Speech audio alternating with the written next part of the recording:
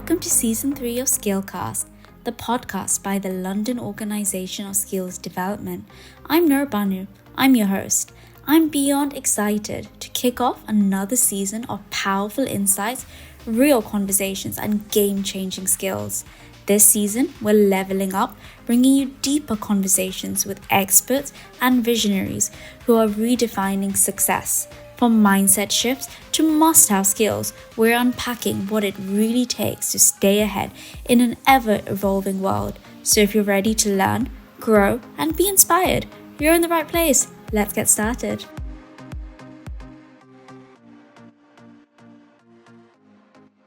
Welcome to Skillcast. Thank you. Go ahead, Samuel. How would you like to introduce yourself? My name is Samuel Chan, and I'm still currently a person in school. I'm 17, and I would say I'm a big enthusiast of discipline, going to the gym, for example, and in the future, I would like to be an architect. Okay, so where did your interest in architecture come from? Originally, I always loved art, and I realised that I did want to pursue a career in fine arts, but I realised in universities it's quite intense. So I decided that I'm also quite proficient in maths and physics. So considering architecture's half art, half engineering, that suits my niche. Okay, so you've got the design and you've got like the whole engineering side of things, so and which has the finance side. Yeah. So it's quite a nice little combination of different things. Do you have any family members that are also into architecture or any background like that? Not particularly architecture, but my uncle is quite proficient in art as well. So I would say that when I was younger, roughly around like 8 or 6, obviously I was quite proud of my drawings and I was showing it off.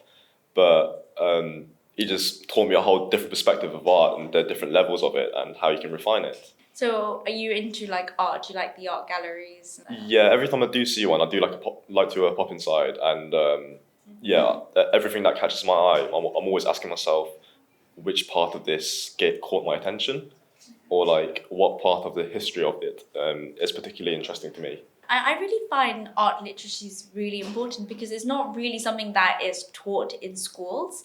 And a lot of people don't really have the interest because when you go to an art gallery, if you look at a particular painting, for example, you by just walking past it, it's nothing. It's just a painting of an old historical man with a sword. But when you actually when you stare at it for like 10, 15 minutes or even longer, that's when people start to get feelings from that painting. They see it in a different perspective. They see different lights, and it tells a story. Yeah. And it is something very powerful just looking at art because it's powerful, it's meaningful, and it's healing and it's therapeutic as well, Yeah. which is super powerful. I'm guessing that's something that you probably resonate with at some level. Just opposite my school, there's an art gallery. Okay. And we've been there quite a few times for a few tours. And one thing I've learned is that a lot of the paintings develop over time and develop especially in terms of communication. Because there are different aspects of it which guide you around the story. And there's different areas where you can, where it directs your attention to. And throughout these certain things that there's attention to, for example, in the Renaissance period, there's a lot of things to do with religion. And a lot of the colours as well are used with different materials, and they represent quite a lot of history that you do learn about. So I do think that art needs to be studied and everyone can learn from it, and there's a lot to gain. Yeah, art is not just fun. It's rich and there's meaning behind art. Yeah. And it adds a bit of I feel like just generally the arts and creative element like music, arts, that sort of thing, I feel like it should be more emphasized in schools. Like I find that it's like an optional subject. Yeah. Whereas maths, English, science, these are mandatory, you have to do them. But then arts, creative, textile, these are all things that is completely optional if you want to take it up or if you don't want to take it up. But I feel like they should probably bring it as probably a core element because there's this massive thing about teen and youth mental health at the moment. It is on rise at the moment, and you find that students and young people who engage in the creative element, arts, drama, theatre, music, that is they are able to manage their mental health way better than someone who isn't engaged in such activities.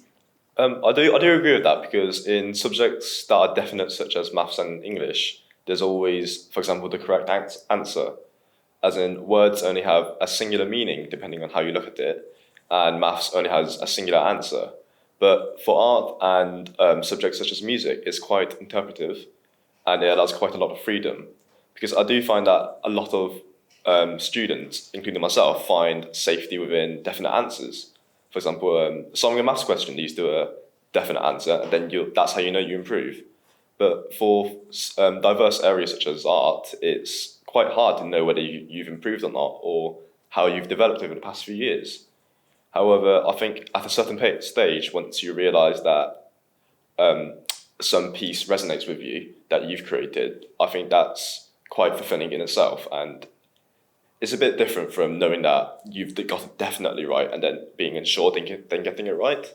Yeah, I love that. It's like there isn't that fear of, oh, I'm going to get something wrong. It's all interpretive, which is quite nice. So tell me more about your friendship group and things. Are they all into art and finance, or do they have some different hobbies? Do you? My friendship group consists of numerous different people, actually, because a lot of them are from outside of school that I've known since obviously primary school from a young age. So we all go to different schools, but outside of it, we all still, hang out and have fun together. But some of them want to go into the Army, Navy, RAF, while others I mainly want to do engineering. Some of them are actually pretty good at art, but it's not really a career they want to pursue. So it is quite a diverse group. Yeah, there aren't a lot of people that want to invest in art, but people that do, it's a very small market, but people that do invest in art actually and understand art properly, art actually, no, it's not like cars where cars depreciate. Arts actually add value. The older the piece is, the more valuable they are in life. Yeah. So I know people who invest in art who bought a piece for, let's say, £200, and that piece has now become £2,000 because it's just becomes. It's just aged. Yeah, it's interesting, right? I feel like that's the same with authors.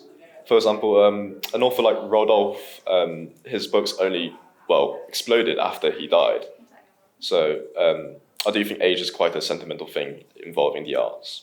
In terms of your friendship groups, do you keep your friendship groups all separate? Some that have the same common ground, and some is because you play in a particular sports team together. Is that how you diversify, or is it just the same consistent friendship groups? In terms of inside school, I don't really create groups like that. It's just more like, people I talk with more outside, and then people I talk with that go to my school. So in my school, it's really quite diverse, because there's a lot of diversity, subjects, and culture there. So it's really hard to just single out people into groups like that. So I would say like the whole year is like more of a community instead. I love that. That's really nice. Yeah. So everybody just kind of just gets on a one-to-one basis and has something going on. However, like there are still groups, I guess. Like there's always cliques. there's always like the sports lads, and then the drama lads and music lads, and there's not actually that many art ones. Where do you fit in? Are you one of the art ones, or you kind of just float between the different groups? I'm currently more of a floater, but I used to be more of the sports because I played rugby. But I quit because I had to get surgery on my wrist, and it just wasn't deemed safe anymore. Hence, I've been able to focus more on academics and become more of an art lad. That's nice. It sounds like art's kind of being your calling, and then you're adding your stats into it as well, which is nice. I think it sounds like you found in the midpoint things.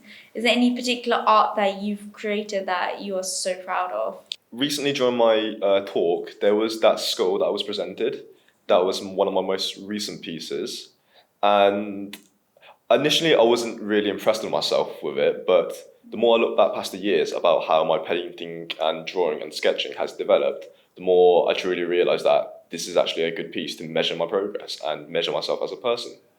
So I am quite impressed with that one. So tell me about that skull piece. Where did you get the inspiration from, and why that piece? Where did it come from? Currently this year, for the start of my IB, we've been looking at anatomy. And at first, I wanted to get really good at portraiture, and I'm still working on that because it's quite hard. The human face is indefinite; it's always different. But I was investigating 3 layers: the skin, the bones, and obviously the muscle fibers. But I found my proficiency in the schools, so I wanted to create a more of a focused, dark theme involving schools, and that was the story behind that piece originally.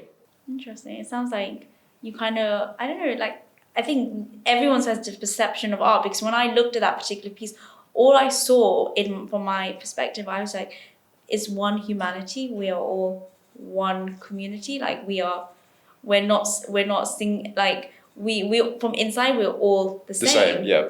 And that's how I saw that particular piece. And we are like it was just the one piece. So I think it for me it kind of communicated to me as that you shouldn't judge other people. Just we are all the same. We are one big family, I guess. Yeah, That's what it came across. there is two main points to the school. Like, first of all, you mentioned already equality between everyone, because realistically, we are all the same. Then, second of all, obviously, schools remind us of death. And during my talk, I did mention about legacy myself, and I thought that architecture is quite a vital way in making us memorable as human beings. And then that school should make us reflect upon that as well. Yeah, I find I'm really into like interesting buildings and sites and things, and especially sustainable and renewable energy. I have a massive interest in how certain buildings are built in certain ways that, despite the weather or the conditions, they'll always stand up straight or be in a certain way where through the years it still leaves its mark, leaves its legacy. Exactly what you're saying. So fascinating, interesting. Is there any buildings in Boston that you've seen that really caught your eye? A lot of the student housing, actually, I find it quite interesting that they were completely different to England. Because in England, the student housing is built like basically like blocks and like containers inside actual buildings that's similar to brutalism, which is basically concrete with maybe a tiny bit of greenery, but it gives a cold feel mainly.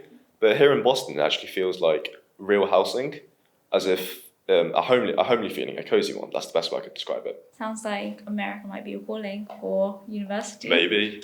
We'll see. Well, it was really nice having a chat with you, and I'd love to speak with you in the future along your journey. So maybe later in the year, you can tell me more about university life, I would love where to. you were at, and things. So thank you, Samuel. Okay, thank you.